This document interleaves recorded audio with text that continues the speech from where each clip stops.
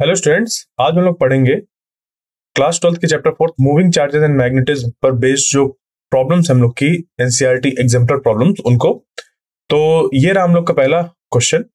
देखिए क्या दिया हुआ है इस पे। Two charge particles traverse identical helical paths in a completely opposite sense in a uniform magnetic field. यहां पर इंफॉर्मेशन जो दी है उसको ध्यान से देखिए। दो चार्जेस की बात हो रही है, ठीक है। दो चार्ज पार्टिकल्स हैं, ये क्या कर रहे हैं, ये ट्रेवर्स कर रहे हैं, यानी कि मूव कर रहे हैं ये आइडेंटिकल पाथ, एक जैसा पाथ। और कैसा पाथ है वो? हेलिकल पाथ, यानी कि ऐसा ऐसा पाथ उनका है। In a completely opposite sense in a uniform magnetic field. Completely opposite sense का मतलब कि एक अगर ऐसे ऐसे चल रहा है तो दूसरा जो है हमारा वो इसके जस्ट अपोजिट मूव कर रहा है, ठीक है। और ये कहां मूव कर रहा है? In a uniform magnetic field B B not K, ठीक है। यानी कि जो मैग्नेटिक फील्ड है वो हमारी जेड डायरेक्शन पर है।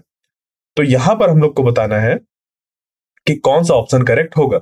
दे have equal z components of momenta, they must have equal charges, they necessary represent a particle antiparticle pair, या फिर the charge to mass ratio satisfy this condition.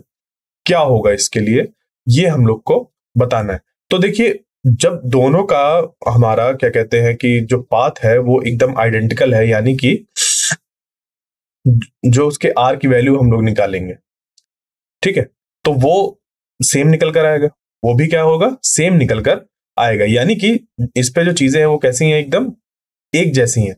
तो इसके लिए अगर हम लोग देखें तो ये निकल कर आ जाएगा यहां पर हमारा कि मान लीजिए कि यहां पे हमने क्या किया, इस पे देखा कि ये जो मूवमेंट है वो कैसा है, ठीक है। मूवमेंट जो है वो कैसा है, तो देखिए यहां पर अब क्योंकि जो पाथ है दोनों वो कैसे हैं? एक जैसे हैं, बिल्कुल एक जैसे हैं, ठीक है।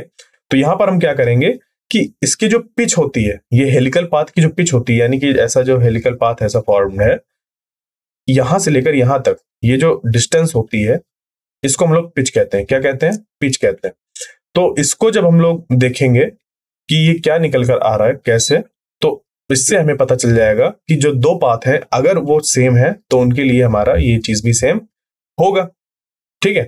तो इसके लिए देखिए पिच का फॉर्मूला होता है हमारा 2 pi mv cos theta by q B. 2 pi mv cos theta by q B. अब यहां पर क्योंकि जो चीजें सेम है यहां पर, तो उसके लिए क्या हो जाएगा कि for given pitch D correspond to charge particle we have Q by M. यहां से देखिए ये Q by M is equal to 2 pi V cos theta by Q B is equal to constant. ये हमारा क्या होगा? कॉन्स्टेंट होगा, क्योंकि 2 pi V cos theta by Q B ये हमारा इस बात से पता चल रहा है कि ये चीज सेम होगी, क्योंकि ये दोनों के दोनों कैसे कर रहे हैं? आइडेंटिकल पाथ को फॉलो कर रहे हैं, इस वजह से हमारा ये होगा। तो since charge particles towards identical helical path in a completely opposite sense in a uniform magnetic field, तो यहां पर जो इनका ये वाला साइड होगा, इस इक्वेशन का ये वाला साइड, ये दोनों तरीके के पार्टिकल्स के लिए क्या हो जाएगा? हमारा बराबर हो जाएगा। बट यहां पर क्योंकि दोनों का डायरेक्शन अलग है, इस वजह से इनका जो हमारा क्या कहते हैं, यहां पर चार्ज में साइन आएगा वो माइनस साइन आएगा, ठीक है। तो वही चीज यहां पर हम लोग ने यूज करी कि ई बाई यहां पर m1 is equal to e by m2, ठीक है। ये किया। अब ये दोनों क्योंकि कैसे हो गए? बराबर हो गए। अब बराबर होते वक्त इनके पास ये है कि दोनों में जो रिलेशन है वो कैसा है, क्योंकि अपोजिट, या कह लीजिए कि जो उनके ट्रेवर्स करने का तरीका था वो जस्ट अपोजिट था, तो यहां पर माइनस साइन आएगा, जिसकी वजह से ये इक्वेशन बनी। अब ये इस तरफ आ जाएगा प्लस में, तो E by m1 plus E by m2 is equal to 0, ये निकल कर आ जाएगा, ठीक है। तो इस हिसाब से हमारा जो आंसर है वो डी वाला हो जाएगा कि charge to the mass ratio जो होगा वो इस इक्वेशन को सेटिस्फाई करेगा। अब बढ़ते हैं आगे, सेकंड क्वेश्चन को सॉल्व करते हैं। Biot Savart law indicates that the moving electrons, ठीक है, बायोट-सावर्ट लॉ की बात हो रही है, indicates that the moving electron produce a magnetic field B such that. अब यहां पर बायोट-सावर्ट लॉ ये बता रहा है कि जो मूविंग इलेक्ट्रॉन्स हैं, या कह लीजिए कि उनमें कुछ वेलोसिटी है, वो मैग्नेटिक फील्ड प्रोड्यूस करते हैं। और ये कैसे होते हैं? ये जो मैग्नेटिक फील्ड होती है वो कैसी होती है? देखिए, बायट-सावर्ट लॉ को अगर हम लोग देखें तो हम लोग ने क्या पढ़ा था कि बायट-सावर्ट लॉ, जैसे कि यहाँ पर एक हमारा करंट एलिमेंट हो ऐसे, ठीक है, लेट अस सपोज यहाँ पर हमारा एक करंट एलिमेंट है इस जगह पर ऐसे, तो ये जो करंट एलिमेंट होता है आइडियल, ये रिस्पॉन्सिबल होता है किसके लिए? यहाँ पर मैग्नेटिक फील्ड के लिए, इस पॉइंट, यहाँ पर किसी पॉइंट P के लिए, जो इस किसी पॉइंट P पर मैग्नेटिक फील्ड के लिए रिस्पॉन्सिबल होता है, ठीक है। और यहां पर हम लोग क्या देख रहे हैं कि ये जो मैग्नेटिक फील्ड यहां पर निकल कर आएगी वो इस करंट एलिमेंट के परपेंडिकुलर डायरेक्शन पर होगी। क्या होगी? परपेंडिकुलर डायरेक्शन पर होगी। तो अब यहां पर पूछा जा रहा है कि इन चार में से कौन से ऑप्शन करेक्ट है। तो पहला है B is perpendicular of, B is parallel to B, it obeys inverse cube law, ठीक है। फिर यहां पर it is along the line joining the electron and point of observation. तो इसका जो आंसर हो जाएगा हमारा वो हो जाएगा पहला वाला। क्यों? क्योंकि इस पे दिया हुआ है कि जो मैग्नेटिक फील्ड है वो परपेंडिकुलर होगी, जो भी यहां पर हमारा इलेक्ट्रॉन जिस डायरेक्शन पर मूव कर रहा है उसके परपेंडिकुलर डायरेक्शन पर मैग्नेटिक फील्ड होगी। देखिए यहां से, क्योंकि करंट की डायरेक्शन जैसे हम लोग ऐसे लेते हैं करंट एलिमेंट, तो इस करंट एलिमेंट के परपेंडिकुलर डायरेक्शन पर इस पॉइंट पर मैग्नेटिक फील्ड मौजूद होती है, into the plane of paper यहां पर मौजूद होती है, ठीक है। ओके, तो यहां से जो इसका आंसर होगा वो पहला वाला हमारा आंसर हो जाएगा। ओके, ठीक है, क्लियर। अब बढ़ते हैं आगे थर्ड क्वेश्चन में। A current carrying circular loop of radius r is placed in the xy plane with centre at the origin. एक करंट कैरिंग सर्कुलर लूप है जिसका कि रेडियस r है, तो एक हमारे पास क्या है? Current carrying loop, okay, circular loop, और इसका जो रेडियस है वो कितना है? इसका रेडियस हमारा r है, ठीक है, इसका रेडियस कितना है? r है, ठीक। Is placed in the XY plane, ये XY प्लेन पर रखा हुआ है, with centre at the origin, और इसका जो ओरिजिन पर है वो सेंटर यहां पर मौजूद है। Half of the loop with x greater than 0, यानी कि हाफ ऑफ द लूप की अगर हम लोग बात करें, देखो XY प्लेन में क्योंकि रखा है इसको, तो अगर XY प्लेन हम लोग इसको ड्रॉ करें, अगर इसी जगह पर मान लेते हैं कि ये XY ऐसे है, ये x हो गया, मतलब ये x नहीं, इधर x ले लेते हैं, ये x हो गया, और ये इधर हमारा x और इधर y, ठीक है, XY, तो इधर z हो जाएगा, ये डायरेक्शन हमारी z डायरेक्शन होगी। तो इस तरीके से कुछ लूप रखा हुआ है। तो current carrying loop of radius r is placed in the XY plane with centre at the origin. अब ओरिजिन पर सेंटर है तो यहां पर हम लोग बना देते हैं इसको इस तरीके से, ठीक है, ये बन जाएगा x y और z। तो आप चाहे तो इसको हटा सकते हैं, ये, ठीक है, क्लियर। अब देखिए इस पे कि क्या पूछा है कि हाफ ऑफ द लूप, पहले बताया गया है half of the loop with x greater than 0, यानी कि x इधर की बात हो रही है, हाफ ऑफ द लूप इधर की ऊपर की बात हो रही है।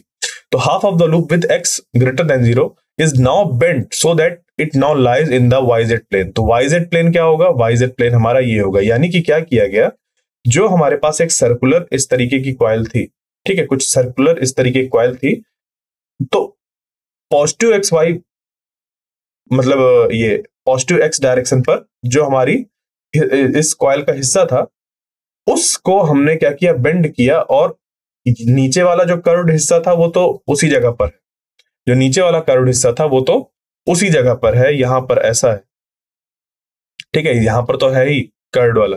ये जो ऊपर वाला है उसको ये एक्स वाई प्लेन में रख दिए हैं बेंड करके, यानी कि ऊपर वाला जो हिस्सा है हमारा वो क्या हो गया है? बेंड हो गया है और आ गया है इस तरीके से नीचे तरफ, ठीक है। ये ऊपर वाला जो हिस्सा था ये वाला, इसको बेंड करके यहां पर ऐसे ले आया गया है। तो यहां से जो अब ये फॉर्म होगा कि क्या बन जाएगा यहां पर, कि हमें यहां पर देखना है कि इसकी वजह से क्या चेंजेस आएंगे। तो ये चार ऑप्शंस जो है इनमें से कौन सा ऑप्शन करेक्ट होगा अब हमें देखना है। ओके, तो देखिए क्या है, ये डायग्राम समझ पे आ गया है कि ये जो ऊपर वाला हिस्सा होगा इसको बेंड करके एक्स वाई जेड प्लेन में ऐसे बन जाएगा। ठीक है, तो जो फाइनल लूप बनेगा वो ऐसा बनेगा कि ये कैसा उधर लूप और ये हमारा वाईजेड प्लेन पे आ गया। ठीक है, थोड़ा सा यहाँ पर जो शेप है वो हमारा ऐसा ही रहेगा जैसा नीचे था, इस तरीके से। ठीक है, और ये वाला हिस्सा आ जाएगा इधर। ठीक है, तो अब क्या हुआ, हमें क्या बताना है कि the magnitude of magnetic moment not diminishes. क्या पहला वाला ऑप्शन करेक्ट है? The magnetic moment does not change. The magnitude of B at 0,0, और z greater than r increases. The magnitude of b at 0,0, और z much greater than r is unchanged. तो इन चार में से कौन सा ऑप्शन हमारा करेक्ट होगा? ठीक है, तो आइए इसको देखते हैं कि इनमें कौन सा ऑप्शन हमारा करेक्ट होगा। तो क्या दिया हुआ है हमें, यहां पर दो चीजें के बारे में बात करी है, एक तो मैग्नेटिक फील्ड की, दूसरे मैग्नेटिक मोमेंट की। तो यहां पर देखो, मैग्नेटिक मोमेंट हमारी एक ऐसी क्वांटिटी होती है जो कि किस बात पर डिपेंड करती है कि जो हमारा कॉयल है वो, उसका एरिया कितना है। ठीक है, जो कॉयल है हमारी, उसका एरिया कितना है और उस कॉयल में कितना करंट फ्लो कर रहा है और उस पर नंबर ऑफ टर्न्स कितने होते हैं, यही हमारा मैग्नेटिक मोमेंट होता है। बट यहां पर अब एक उस तरीके की सिंपल एक कॉयल नहीं है, उस कॉयल का हमने आधा पोर्शन को क्या किया है, एक्स वाई प्लेन से घुमाकर वाई जेड प्लेन में रख दिया है। तो हमें देखना है कि यहां पर क्या इफेक्ट पड़ रहा है मैग्नेटिक मोमेंट में या फिर मैग्नीट्यूड ऑफ मैग्नेटिक फील्ड में, इनमें क्या यहां पर चीजें जो है वो एप्लीकेबल होंगी। तो देखिए, इसके लिए अगर हम लोग ये देखें तो क्या दिया हुआ, पढ़ते हैं समझते हैं। देखिए, यहां पर जैसे कि बात करी जाए तो सबसे पहले हम लोग क्या करेंगे, देखेंगे मैग्नेटिक मोमेंट को। अगर तो मैग्नेटिक मोमेंट अब यहां पर कैसा होगा, हुआ क्या है यहां पर कि एक जो कॉइल हमारी ऐसी थी, एक जो कॉइल हमारी ऐसी थी, अब वो आधी आधी दो कॉइल मान सकते हैं हम उसको, और ये मान सकते हैं कि एक कॉइल एक्स वाई प्लेन में और दूसरी वाई जेड प्लेन में। तो जब ऐसा है तो ये वाली जो एक्स वाई हमारी मतलब इस प्लेन में जो हम ये वाले प्लेन में, इधर वाले में, इधर एक्स वाई प्लेन में ये वाला जो पोर्शन है हाफ, इसका मैग्नेटिक मोमेंट होगा किसी डायरेक्शन पर, और उसी तरीके से यहां पर भी मैग्नेटिक मोमेंट होगा। अब ये दोनों जो पॉइंट मैंने बनाए हैं, इसी जगह पर दोनों के मैग्नेटिक मोमेंट होंगे। और अगर इन दोनों को गौर से देखा जाए, ठीक है, तो इनके मैग्नेटिक मोमेंट हमारे कैसे निकल कर आएंगे। जैसे मान लीजिए इस पे अगर हम लोग करंट की डायरेक्शन बनाए, ठीक है, क्या करें, करंट की डायरेक्शन बनाए, तो करंट की डायरेक्शन क्या बनेगी इस पे, यहां पर अगर करंट की डायरेक्शन बनाते हैं तो अगर लेट अस सपोज जो करंट है वो ऐसे ऐसे इस पे फ्लो कर रहा है, इस डायरेक्शन पर ऐसे, ठीक है, तो होगा क्या कि ये जो करंट है वो इधर से ऐसे ऐसे ऐसे और ऐसे जा रहा है। तो अगर हम इस पे अब क्या करें, देखें कि क्या कैसे करंट फ्लो हो रहा है, उसके जैसे मैग्नेटिक मोमेंट क्या आ रहा है, तो राइट हैंड रूल का यूज अगर करें तो क्या होगा कि इसका मैग्नेटिक मोमेंट और इसका मैग्नेटिक मोमेंट का डायरेक्शन अलग अलग निकल कर आएगा। ठीक है, दोनों का जो मैग्नेटिक मोमेंट का डायरेक्शन है वो डिफरेंट डिफरेंट निकल कर आएगा। जैसे इसका जो निकल कर आएगा, इसका जो एक्स वाई प्लेन पर है वो into the plane of paper होगा। ठीक है, और ये वाला जो है इसका जो मैग्नेटिक मोमेंट होगा, क्योंकि करंट ऐसे आ रहा है और ऐसे जा रहा है, तो हम लोग जब इसको करेंगे तो ये अपवर्ड डायरेक्शन पर होगा। ठीक है, ये क्या होगा यहाँ पर, अपवर्ड डायरेक्शन पर होगा। ठीक है, क्लियर, समझ पाई बात। तो इसी चीज को यहां पर हमें ध्यान रखना है। अब देखिए क्या करेंगे, इस पे आगे वर्क इस पे करते हैं। तो the direction of magnetic moment of circular loop of radius r is placed in x y plane is along z direction. जो एक्स वाई प्लेन पर है उसका मैग्नेटिक मोमेंट किस तरफ है, जेड डायरेक्शन पर है, and given by M is equal to I pi square. कैसे, देखिए यहां पर हमें जो दिया हुआ है वैल्यू आर की, ठीक है, कुछ है, ठीक है, यहां पर हमारा एक सर्कुलर लूप है और इस पे कुछ वैल्यू है करंट की। ठीक है, अब यहां पर जब हम लोग मैग्नेटिक मोमेंट निकालेंगे तो ये क्या हो जाएगा कि जो हमारा एक तरीके से कहा जाए कि जो मैग्नेटिक मोमेंट है वो कितना बन जाएगा, क्योंकि ये आधा हो रहा है, ठीक है, ये आधा हो रहा है। तो जैसे हमें पता है कि मैग्नेटिक डाइपोल मोमेंट जो होता है हमारा वो होता है अभी जैसे बताया था NIA, ठीक है, NIA। तो अब यहां पर जो ए है, ठीक है, ए क्या है, एरिया। तो अगर इनिशियल जो हमारे पास लूप है उसके एरिया को देखें तो वो कितना हो जाएगा, अगर इसका रेडियस r है तो ये हमारा बन जाएगा, अब नंबर ऑफ टर्न्स तो एक ही है तो I पाई r स्क्वायर, ये मैग्नेटिक डाइपोल मोमेंट इसका बन जाएगा, ठीक है। अगर हम लोग चाहें तो इसको स्मॉल r पे लिख सकते हैं, बट ये हमारा बन जाएगा। अब उसके बाद व्हेन हाफ ऑफ द, ये तो यहां पर थोड़ा सा गड़बड़ लिखा हुआ है, ये पाई r स्क्वायर होगा, ठीक है, ये इस जगह पर हमारा पाई r स्क्वायर होगा, ठीक है, पाई r स्क्वायर, ओके। तो when half of the loop with x greater than 0 is now bend, अब जो ऊपर वाला है वो बेंड हुआ, इसकी जो डायरेक्शन है वो z डायरेक्शन पर है। अब ये जो ऊपर वाला हिस्सा जब बेंड होगा तो क्या होगा कि ये दोनों जो लूप है वो ऐसे आधे आधे हो जाएंगे, एक नीचे ऐसे और ऊपर वाला ऐसे। इस केस में जो इनका मैग्नेटिक मोमेंट होगा वो यहां पर देखिए फिर से जो दिया हुआ है वो यहां पर क्या हो जाएगा, पाई r स्क्वायर, ठीक है। तो m प्राइम यानी कि अब बेंड होने के बाद जो दोनों लूप का मैग्नेटिक डाइपोल मोमेंट होगा वो कितना हो जाएगा, I pi r square by 4 और I pi r square by 4। But दोनों की जो डायरेक्शन होगी वो हम लोग की डायरेक्शन किधर किधर होगी, एक की जो एक्स वाई प्लेन पर रखा हुआ है उसकी तो जेड डायरेक्शन पर होगी, और जो वाईजेड प्लेन पे रखा है उसकी डायरेक्शन एक्स डायरेक्शन पर होगी।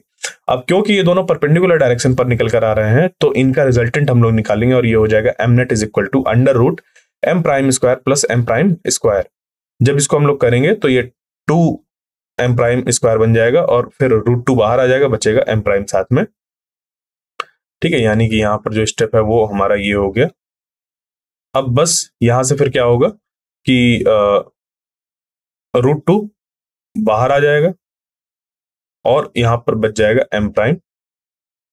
एम प्राइम की वैल्यू हम यहां पर पुट कर देंगे तो एम नेट जो निकल कर आया, एम नेट जो निकल कर आया वो कितना निकल कर आया, वो निकल कर आया यहां पर root 2 I pi square by 4, ये निकल कर आ गया, ठीक है। तो हम लोग क्या देख रहे हैं कि जो इनिशियल वैल्यू थी, इनिशियल वैल्यू जो थी उससे कम वैल्यू है अब, ठीक है। जो इनिशियल वैल्यू थी मैग्नेटिक मोमेंट की वो अब मतलब उस वैल्यू से अब कम है ये, तो हम ये कह सकते हैं कि जो नई वैल्यू है वो कम है, या फिर वो जो इनिशियल वैल्यू थी वो डिक्रीज हो गई, जो मैग्नेटिक मोमेंट की जो इनिशियल वैल्यू थी वो डिक्रीज हो गई। तो इस हिसाब से हमारा पहला वाला ऑप्शन करेक्ट हो जाएगा, ओके। अब बढ़ते हैं आगे नेक्स्ट प्रॉब्लम पर। तो यहां पर क्या दिया हुआ है पढ़िए। An electron is projected with uniform velocity along the axis of current carrying long solenoid। एक इलेक्ट्रॉन है, इसको हमने क्या किया, प्रोजेक्ट किया है विद यूनिफॉर्म वेलोसिटी, एक यूनिफॉर्म वेलोसिटी से along the axis of current carrying solenoid. तो यहां पर बताना है which of the following is true. ध्यान दीजिए एक इलेक्ट्रॉन की बात हो रही है और इस इलेक्ट्रॉन को प्रोजेक्ट किया गया है कहां पर, एक करंट कैरिंग लॉन्ग सोलेनॉइड पर। तो हमारे पास एक करंट कैरिंग लॉन्ग सोलेनॉइड है, ठीक है। इस लॉन्ग सोलेनॉइड के अंदर अलोंग द एक्सिस इस इलेक्ट्रॉन को प्रोजेक्ट किया गया है और इसकी वेलोसिटी कैसी है, यूनिफॉर्म वेलोसिटी है। तो which of the following is true, the electron will accelerated along the axis, the electron path will be circular about the axis, the electron will experience a force at 45 degree to the axis and hence execute a helical path, the electron will continue to move with uniform velocity along the axis of the solenoid। इन चार options में से कौन से option हमारे correct होंगे। तो इसके लिए याद करिए कि यहां पर सबसे पहले हम ये देखेंगे कि है क्या हमारे पास पर। तो यहां पर तो इलेक्ट्रॉन की बात हो रही है यानी कि चार्ज है, ये यूनिफॉर्म वेलोसिटी से मूव कर रहा है और कहां, axis of a current carrying long solenoid. तो axis of a current carrying long solenoid पर अगर ये मूव कर रहा है तो यहां पर क्या होगा कि इस सोलेनॉइड के अंदर अगर हम बात करें तो इसके एक्सिस में मौजूद होती है मैग्नेटिक फील्ड। क्या मौजूद होती है, मैग्नेटिक फील्ड। तो यहां पर जो मैग्नेटिक फील्ड है वो इस डायरेक्शन पर है, ठीक है। और कैसी होती है मैग्नेटिक फील्ड हमारी, यूनिफॉर्म मैग्नेटिक फील्ड होती है। अब जब इसमें हम लोग का इलेक्ट्रॉन भी इसी डायरेक्शन पर है तो मैग्नेटिक फील्ड की डायरेक्शन और इलेक्ट्रॉन के मोशन का डायरेक्शन अब उसकी वजह से हम लोग करंट को फाइंड करेंगे इलेक्ट्रॉन की वजह से, तो वो क्या हो जाएगा, हमारा करंट की डायरेक्शन और मैग्नेटिक फील्ड की डायरेक्शन, इन दोनों के मतलब कहने का कि इन दोनों के बीच का जो एंगल है वो हमारा निकल कर आ जाएगा 180 डिग्री। हो सकता है 0 डिग्री भी निकल कर आए, क्योंकि यहां पर ये नहीं दिया हुआ है कि जो हमारा इलेक्ट्रॉन है वो मैग्नेटिक फील्ड की डायरेक्शन में है या उसके अपोजिट है। बस इतना है कि मैग्नेट जो इलेक्ट्रॉन है वो इसकी एक्सिस के अलोंग है। तो इलेक्ट्रॉन अगर इसकी एक्सिस के अलोंग है तो क्या होगा कि जो हमारा इलेक्ट्रॉन है उसकी वजह से हम लोग कन्वेंशनल करंट जो होता है उसको देखेंगे, तो इलेक्ट्रॉन की डायरेक्शन के अपोजिट होगा। तो अगर हमारा कुछ इलेक्ट्रॉन इस सेंस से गया है कि मैग्नेटिक फील्ड की डायरेक्शन में है, तो करंट की डायरेक्शन 180 डिग्री हो जाएगी। अगर इलेक्ट्रॉन हमारा 180 डिग्री पर होगा तो करंट मैग्नेटिक फील्ड की डायरेक्शन पर हो जाएगा। बट दोनों ही केस में साइन 0 ले चाहे साइन 180, दोनों ही केस में जो वैल्यू होगी हमारी फोर्स की, क्योंकि ये होता है, ठीक है, क्यू वी साइन थीटा। अब यहां पर चाहे आप 0 रखिए चाहे 180, दोनों ही केस में ये निकल कर आ जाएगा हमारा 0। तो पूरे फोर्स की वैल्यू कितनी हो जाएगी, 0। यानी कि एक इलेक्ट्रॉन जो कि एंटर किया है इस चार्ज पार्टिकल, ये जो चार्ज पार्टिकल इलेक्ट्रॉन है ये जो एंटर किया है यहां पर इस सोलेनॉइड के अंदर, तो इसको कोई फोर्स एक्सपीरियंस नहीं होगा। तो जब कोई फोर्स एक्सपीरियंस नहीं होगा, ना तो इलेक्ट्रॉन की डायरेक्शन पे, ना तो इलेक्ट्रॉन की डायरेक्शन के अपोजिट, ना तो इलेक्ट्रॉन के मूवमेंट की जो डायरेक्शन, जो वेलोसिटी की डायरेक्शन है उसके परपेंडिकुलर, तो वेलोसिटी में किसी भी तरीके का फर्क नहीं आएगा। क्योंकि वेलोसिटी के डायरेक्शन पे अगर फोर्स लगता है तो वेलोसिटी बढ़ती है, अगर वेलोसिटी के हमारे अपोजिट में लगता है तो वेलोसिटी घटती है। अगर परपेंडिकुलर पे होता है तो वेलोसिटी चेंज होती है जब उसका डायरेक्शन चेंज होता है, यानी कि डायरेक्शन चेंज होने की वजह से उसकी वेलोसिटी चेंज हो जाती है। तो इस हिसाब से हमारा जो ऑप्शन डी है वो करेक्ट हो जाएगा कि the electron will continue to move with uniform velocity along the axis of the solenoid. ये डी वाला ऑप्शन हमारा करेक्ट होगा कि इलेक्ट्रॉन जो होगा वो कंटिन्यू करेगा मूव विद यूनिफॉर्म वेलोसिटी, क्योंकि उसमें किसी भी तरीके के फोर्स एक्ट नहीं होंगे along the axis of the solenoid. उसके बाद आगे अगला क्वेश्चन करते हैं, क्या दिया हुआ है, इन अ साइक्लोट्रॉन। देखिए अब हमारे सिलेबस में साइक्लोट्रॉन का प्रॉब्लम नहीं है, तो इसको हम लोग नहीं करेंगे, आगे बढ़ेंगे अब। ओके, क्योंकि अब हमारे एनसीईआरटी में साइक्लोट्रॉन मौजूद नहीं है, तो इसको छोड़ते हैं, आगे बढ़ते हैं। आगे देखिए, a circular current loop of magnetic moment m is in an arbitrary orientation in an external field B। एक सर्कुलर करंट लूप है जिसका कि मैग्नेटिक मोमेंट कितना है, m है, is in an arbitrary orientation in an external field B। The work done to rotate the loop by 30 degree about an axis perpendicular to its plane is। यानी कि हमें work done बताना है कि कितना करना होगा किसी भी आर्बिट्रेरी डायरेक्शन पर है। एक कॉइल है, एक सर्कुलर करंट लूप है, इसका जो मैग्नेटिक मोमेंट है वो m है, और इसका जो ओरिएंटेशन है एक्सटर्नल मैग्नेटिक फील्ड के अबाउट वो कैसा भी है। ये नहीं बताया गया कि कहां पर है, कैसा रखा हुआ है, अभी फिलहाल कितना एंगल फॉर्म कर रहा है मैग्नेटिक फील्ड के साथ, ये नहीं बताया गया कैसा भी है। अगर मान लीजिए मैग्नेटिक फील्ड हमारी ऐसी ऐसी है तो इसका ये ओरिएंटेशन है। तो अब हमें बताना है the work done to rotate the loop by 30 degree about an axis perpendicular to its plane.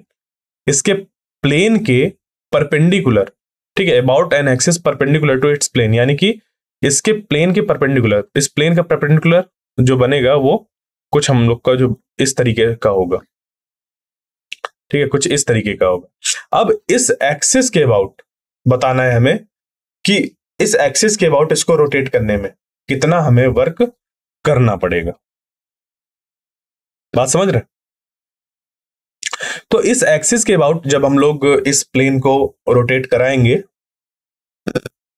तो क्या होगा, यहां पर क्या जो फ्लक्स है इससे पास होने वाला वो चेंज हो रहा है। अगर हम वो देखें कि फ्लक्स क्या चेंज हो रहा है, हमारा फ्लक्स उतना का उतना ही पास होगा इससे। मैग्नेटिक फील्ड जिस भी पोजीशन, मतलब जैसे भी इससे मैग्नेटिक फील्ड पास हो रही थी वो वैसे ही पास होगा। ये ऐसे घूम रहा है इस डायरेक्शन पर, ठीक है। और हम लोग जानते हैं जो वर्क डन हमारा होता है वो होता है माइनस पीई कॉस थीटा, और ये तब की बात आती है, थीटा हम लोग तब देखते हैं जब यहां पर थीटा चेंज हो, किसके किसके बीच का एंगल, ये जो मैग्नेटिक डाइपोल मोमेंट है ये और मैग्नेटिक फील्ड, ठीक है। यहां पर जो हमारा ये मैग्नेटिक डाइपोल मोमेंट है, लेट अस सपोज कि इसका मैग्नेटिक डाइपोल मोमेंट हमारा इसके अलोंग ही है, इस एक्सिस के अलोंग ये, तो मैग्नेटिक डाइपोल मोमेंट और ये जो मैग्नेटिक फील्ड है, ये जो मैग्नेटिक फील्ड है, इनके बीच बीच का एंगल जब चेंज होता है तब यहां पर हमें वर्क डन मिलता है। जबकि यहां पर क्या हो रहा है, एंगल में तो चेंज है नहीं, ये ऐसे का ऐसे ही है, और ये सिर्फ अपनी एक्सिस पर ऐसे रोटेट कर रहा है, ठीक है, ऐसे रोटेट कर रहा है, ठीक है। यानी कि अगर हमारी कॉइल ऐसी है तो ये ऐसे ही रोटेट कर रहा है, ठीक है। इस पे ऐसा मूवमेंट नहीं है, ऐसा कोई मूवमेंट नहीं है। तो जब ऐसा कोई मूवमेंट नहीं है इस पे, तो इस पे जो हमारा वर्क डन निकल कर आएगा वो निकल कर आएगा, बताइए, mb√3 mb/2 या mb/2 0 क्या होगा, ठीक है। तो इसका जो हमारा आंसर होगा वो यहां पर निकल कर आ जाएगा कितना, 0, ठीक है। जो इसका आंसर हो जाएगा वो हमारा हो जाएगा कि 0। इस पे हमें कोई वर्क नहीं करना पड़ेगा, ठीक है, इस पे हमें कोई वर्क नहीं करना पड़ेगा, इसका आंसर होगा 0, ये नहीं होगा, ठीक है।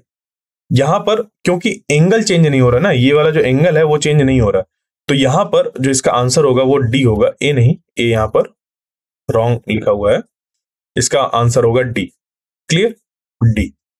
ओके, तो the work done to rotate the loop is 0, क्योंकि एंगल पर चेंज नहीं आ रहा यहां पर, तो एंगल के चेंज में जब मतलब जब तक एंगल में चेंज नहीं आता तब तक हम लोग वर्क डन नहीं निकाल सकते। क्लियर, समझ पे आ गई बात।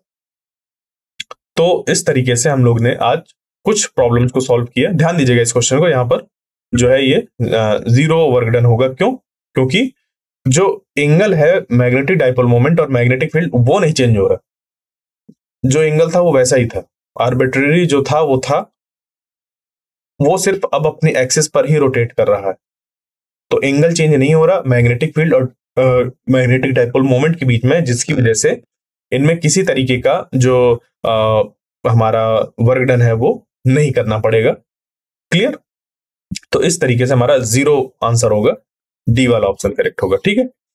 तो आई होप जो आज का लेक्चर था वो आपको समझ पे आया होगा। मिलते हैं नेक्स्ट लेक्चर में, तब तक के लिए थैंक यू।